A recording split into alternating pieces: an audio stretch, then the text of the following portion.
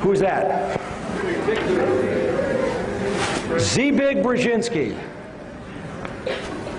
Zbigniew Brzezinski was counselor for strategic and international studies, professor of American foreign policy at Johns Hopkins, national security advisor to President Jimmy Carter, trustee and founder of the Trilateral Commission, member of the Council on Foreign Relations, international advisor to several major corporations, associate of Henry Kissinger, also worked for Ronald Reagan in intelligence capacities.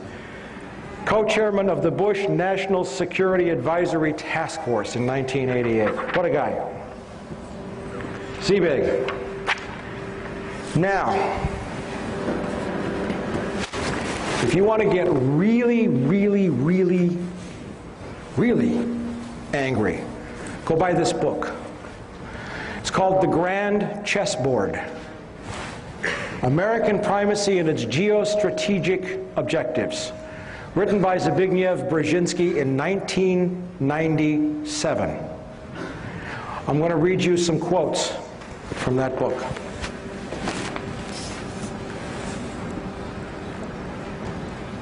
Page XII, it's the very first words in the book. The last decades of the 20th century has witnessed a tectonic shift in world affairs.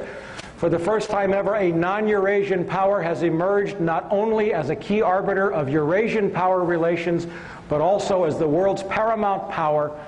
The defeat and collapse of the Soviet Union was the final step in the rapid ascendance of a Western Hemisphere power, the United States as the sole and indeed the first truly global superpower.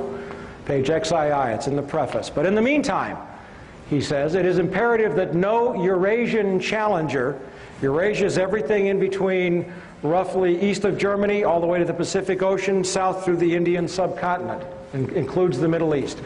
It's imperative that no Eurasian challenger, by that he means Russia or China, emerges capable of dominating Eurasia and thus of also challenging America.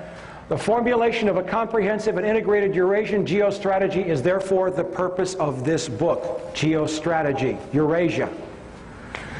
The attitude of the American public toward the external projection of American power has been much more ambivalent. The public supported America's engagement in World War II largely because of the shock effect of the Japanese attack on Pearl Harbor. It gets worse. For America, the chief geopolitical prize is Eurasia. Now a non-Eurasian power, that's us, is preeminent in Eurasia, and America's global primacy, isn't that arrogant? America's global primacy is directly dependent on how long and how effectively its preponderance on the Eurasian continent is sustained. What he's saying is that if the U.S. wants to stay top dog, we have to control Eurasia.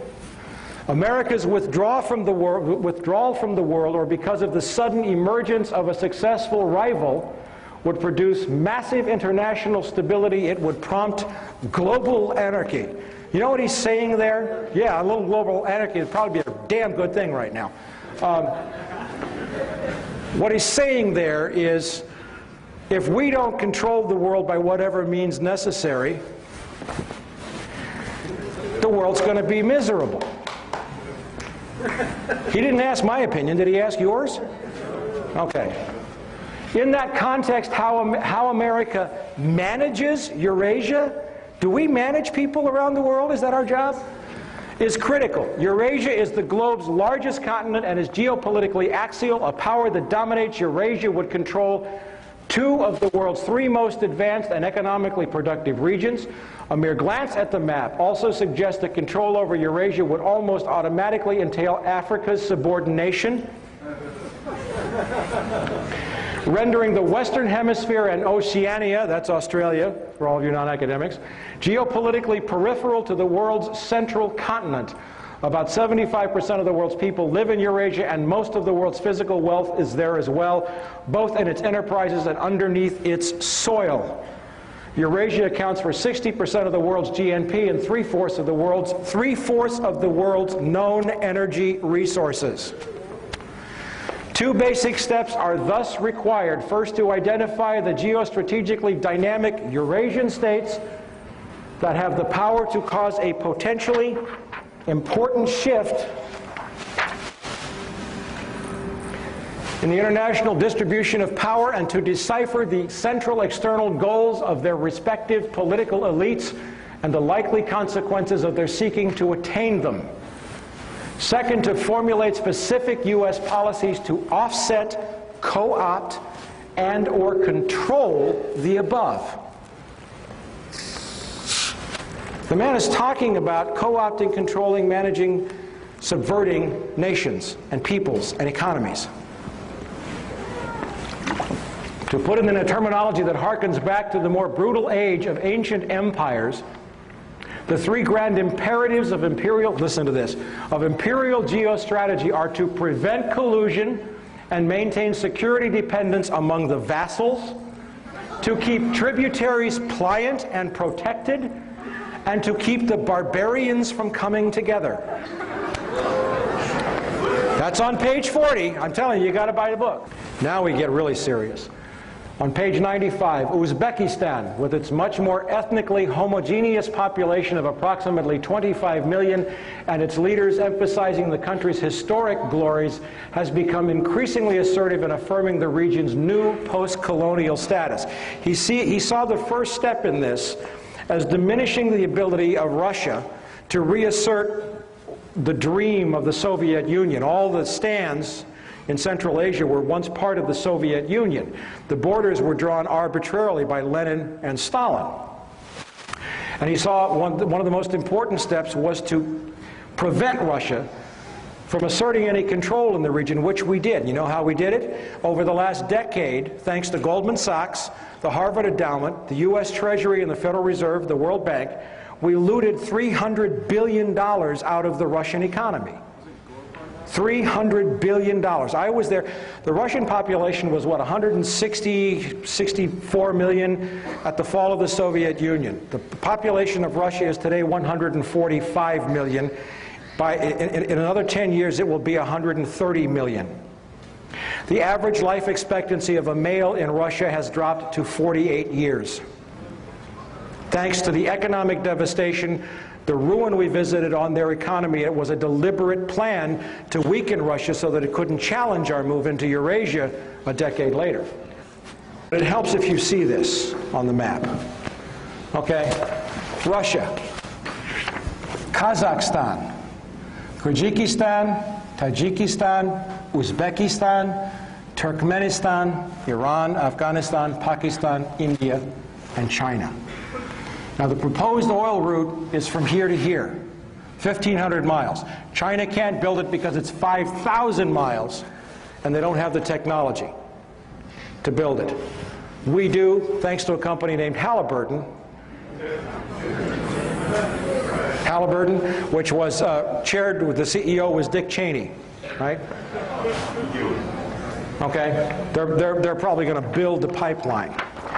Okay, so now that you see this relationship, what he's saying is you build a block starting with Islamic fundamentalism, which we've supported and created, to keep Russia from moving south to reassert control, but then you build up these countries so that they're so powerful, and with a weakened Russia, Russia can't make a move to control, and all the oil reserves are right in here.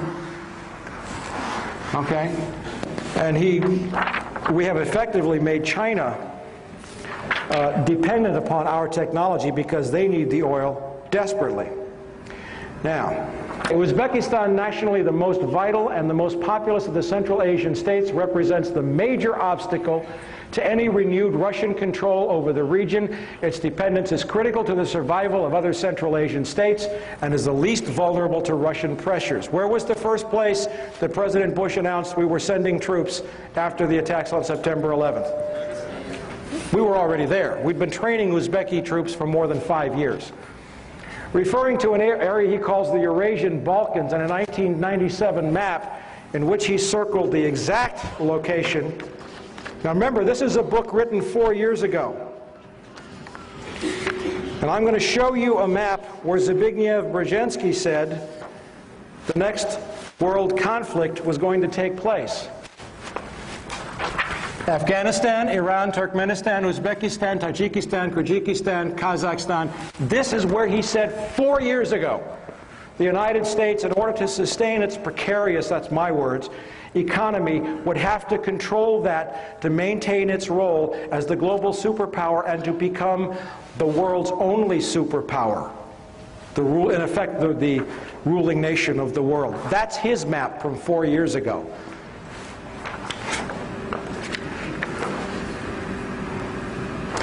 Referring to an area he calls the Eurasian Balkans, and a '97 map in which he circled the exact location of the current conflict, describing it as the central region of pending conflict for world dominance, Brezinsky writes, moreover, that the Central Asian republics, are of importance from the standpoint of security and historical ambitions to at least 3 of their most immediate and more powerful neighbors, namely Russia, Turkey, and Iran, with China also signaling an increasing geopolitical interest in the region.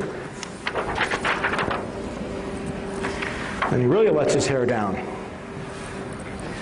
More important as a potential economic prize, an enormous concentration of natural gas and oil reserves is located in the region, in addition to important minerals including gold.